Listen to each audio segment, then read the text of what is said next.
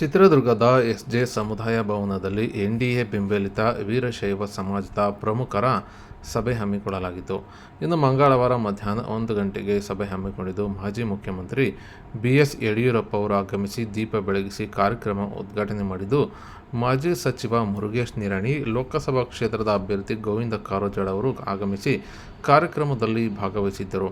ಇನ್ನು ಇದೇ ವೇಳೆ ಮಾಜಿ ಮುಖ್ಯಮಂತ್ರಿ ಬಿಎಸ್ ಯಡಿಯೂರಪ್ಪ ಅವರು ಮಾತನಾಡಿದ್ದು, ಲೋಕಸಭಾ ಚುನಾವಣೆ ಇನ್ನೇನು ಕೆಲವೇ ದಿನಗಳಲ್ಲಿ ಬರಲಿದ್ದು, ಸದೃಢ ರಾಷ್ಟ್ರ ನಿರ್ಮಾಣಕ್ಕೆ ಮೋದಿ ಸರ್ಕಾರ ಅಗತ್ಯವಿದ್ದು, ಗೋವಿಂದ ಕಾರಜೋಳ ಅವರನ್ನು ನೀವು 2 ಲಕ್ಷಗಳ ಮತಗಳ ಅಂತರದಿಂದ ಗೆಲ್ಲಿಸಿ ಕಳುಹಿಸಬೇಕಿದೆ. ಅದಕ್ಕಾಗಿ ಚುನಾವಣೆಯಲ್ಲಿ ನಮ್ಮ ಅಭ್ಯರ್ಥಿಗೆ ಮತ ನೀಡಿ ಗೆಲ್ಲಿಸಬೇಕಿದೆ ಎಂದು ಬಿಎಸ್ ಯಡಿಯೂರಪ್ಪ ಹೇಳಿದ್ದಾರೆ. ಇನ್ನು ಈ ಸಂದರ್ಭದಲ್ಲಿ ಮಾಜಿ ಸಚಿವ Murugesh Nirani, MLC KS Naveen, MLC Ravikumar, Lok Sabha ಕ್ಷೇತ್ರದ ಅಭ್ಯರ್ಥಿ ಗೋವಿಂದ ಕಾರಜೋಳ, ಮಾಜಿ ಶಾಸಕರಾದ ನೇರ್ಲಗುಂಟಿ ತಿಪ್ಪೇಸ್ವಾಮಿ, ಮುಖಂಡರಾದ ಸೌಭಾಗ್ಯ ಬಸವರಾಜನ್, ಜಿಲ್ಲಾಧ್ಯಕ್ಷರಾದ ಎ ಮುರಳಿ ಹಾಗೂ ಜಿಲ್ಲಾ ಬಿಜೆಪಿಯ ಕಾರ್ಯಕರ್ತರು ಹಾಜರಿದ್ದರು.